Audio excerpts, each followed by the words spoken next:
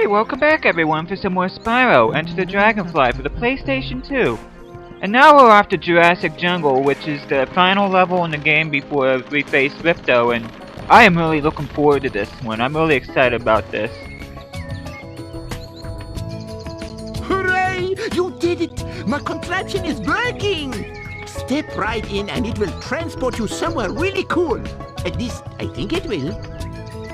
Boy, that's real encouraging.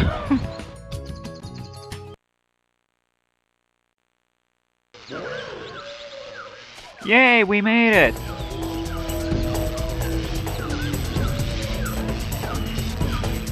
Aha, Spyro! The R1000 and the T-Rex 1000s have escaped from their inescapable cages and are running amok through the jungle. Please stop them before they destroy the rest of the science labs and all of our research. No problem. But say, what's a R1000 something something? Oh, well, to put it in simplified terms that even a dragon can understand, they're mechanically enhanced nanotech propulsion-oriented riptops, which we've been working on here in our labs. Quite the state-of-the-art, I might add. Oh, really? And how exactly would I go about destroying these things?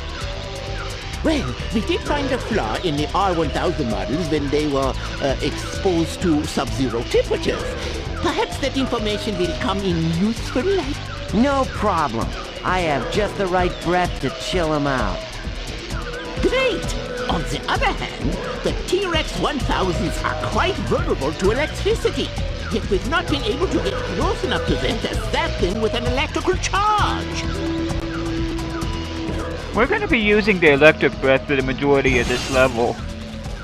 You just... Oh, come on, Spyro. But yeah, this...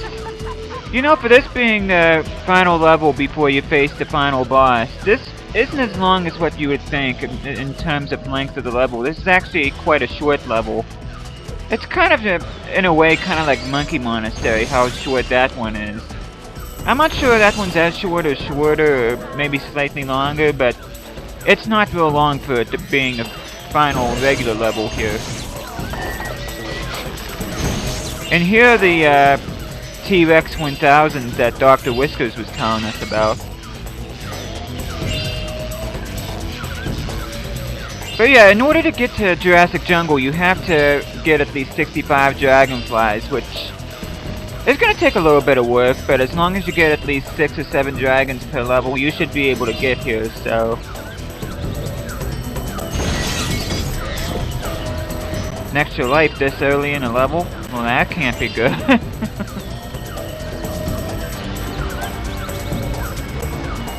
Now these glides over here shouldn't be too bad.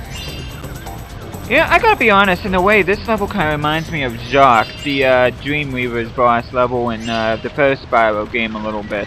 It's just a really fun level to play.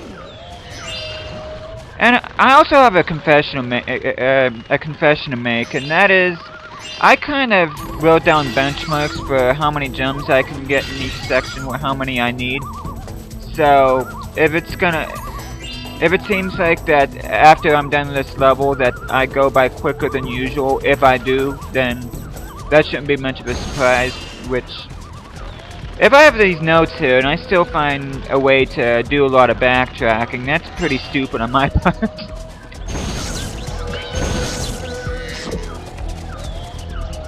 And I like the whole concept of this temple here. It kind of reminds me a little bit of Metalhead from Beastmaker's World from the first game too. As a matter of fact, that's the only level from the Beastmaker's World that I actually liked. But I just felt like this level is on the same boat as Thieves' Den, in which I think both mazes would have been mind-blowingly awesome if Universal Interactive would have let the developers spend a little bit more time on this. And even as it is right now, it's still a pretty awesome level. Oh! Oh, that was just plain dumb on my part. Okay, just gotta go down here and... You'll probably recognize these lizards as being the same ones that were on Skilo's Badlands on Spyro 2 Ripto's Rage. And then make sure that you go around this pyramid here, make sure you pick up any loose gems. Okay. Just gotta go back here. Be careful, heroes. Those geysers in that are coming out of the lava will hurt you, so... Okay, I'm right where I need to be, and here's another T-Rex 1000. As far as the 1000s, we won't get to see those until later on in the level. They actually don't sound as intimidating. They're actually not as intimidating as they sound, is what I should say. There's not a whole lot of them either. As a matter of fact, they make up part of a challenge, which earns you a dragonfly once you quit. And that was a risk right there. Probably shouldn't have jumped out. I probably should have waited, but I'm glad I didn't get hurt. And there's another professor right there, and as soon as I get this gem, I'm gonna go over and see what he has to say.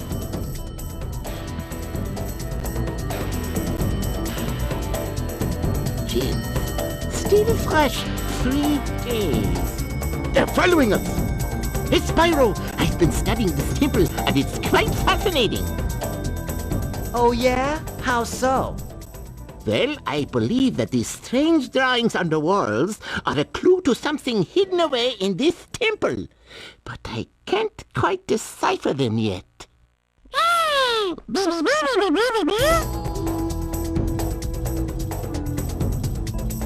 Yes, and from what I have been able to decipher, it seems that the gems on the statues inside react to heat.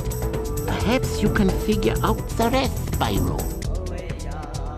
Professor Copeland just gave us a prompt for a dragonfly challenge, which we're gonna do on this video because it really doesn't take all that long and it's not all that hard. It is pattern based, so you have to make sure you get the right pattern. And see, we need 6 more of those Ripdocs left to defeat. And Professor Copeland, he's probably named after Stuart Copeland, the guy that did the soundtrack to this game and all the other classic Spyro games. It's a nice tribute to him, and I think the guy deserves it. I mean, no matter what you may think about the Spyro games, I don't know how you would not like them, but no matter what you think of them, you do have to admit, he did a fantastic job doing the scores for all those games and that, so... It may be a small tribute, but it is one nonetheless, and one he definitely deserves because the music is one of the things that made the classic Spyro such good games, especially for me. Now we're gonna... Oh, I forgot a gem, chest there, rather. And see there, I'm doing these, crystals right now, and as you can see, there's a pattern going on, which... Red was the first, then green, then blue. And then I'm gonna go on to purple here, and then the last one is gonna be yellow. And there we go! And there's our dragonfly, and it should be rather easy to get as soon as I get my bubble breath here. Just gotta go over here. Hey, it's Scarlet. For a dragonfly named Scarlet, you'd think it would be red, not yellow, but... Oh well. But, as you see the ice breath there that I use on that lizard, but yeah, now that we got that dragonfly, all we need to do now is pretty much get the top layer of this, temple here, and... Might as well finish things off here before I quit this video and take a bit of a refreshing pause, but, there's another T-Rex 1000. Okay, gotta get you. Oh, come on. Oh, come on, Spyro. Should have had him right there. Oh, come on! Okay, this time I'm not blaming the dragonfly. I'm blaming the dragon. Come on. Thank you. Hey, it's Doompa. Doompa? What kind of... Oh my gosh. I have to admit, that is the goofiest name I've heard of a dragonfly on this game, and I gotta be honest, whenever I was doing Cloud 9 on my own time, I got this one dragonfly, and his name was Toshi Station, and I thought that was friggin' weird. And for those, as soon as I... Oh, come on! See, I'm not even concentrating right now because I get kicked out of the name, but But yeah, the Tossie Station, anybody that's fans of Star Wars should know that's one of the places that Luke referred to on Episode 4, New Hope, so... It's a little bit of a Star Wars tribute there, which I think is pretty cool. Tossie Station, what a name. And not as bad as Doompa, though. And there we go, there's a key, and you probably noticed the chest earlier. I don't think I mentioned that chest, but you probably saw it. It was right by the pyramid that I entered in here, but... Or should I say ziggurat? Ziggurat is actually a pyramid with steps, so technically it's a ziggurat.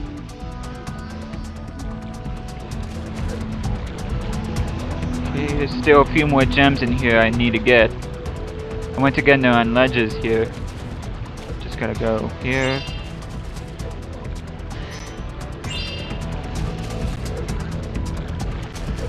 Okay, I think I got everything here, and I'm just gonna...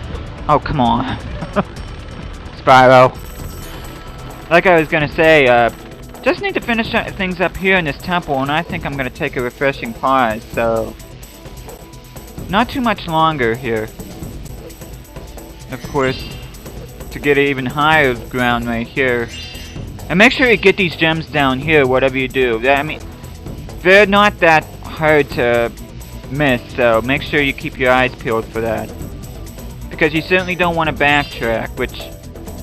This level isn't too bad if you do have to backtrack, but still, why do it whenever you can prevent it by being extra careful of what, and be extra cautious of what you're looking at, and then...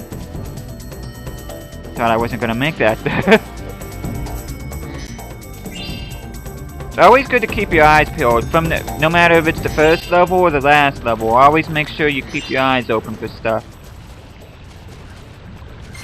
Okay. Don't let this bridge scare you. There's much scarier ones further on. Oh, I just love this level. Yeah, I don't think I've ever loved a level that was close to the final boss as much as this one.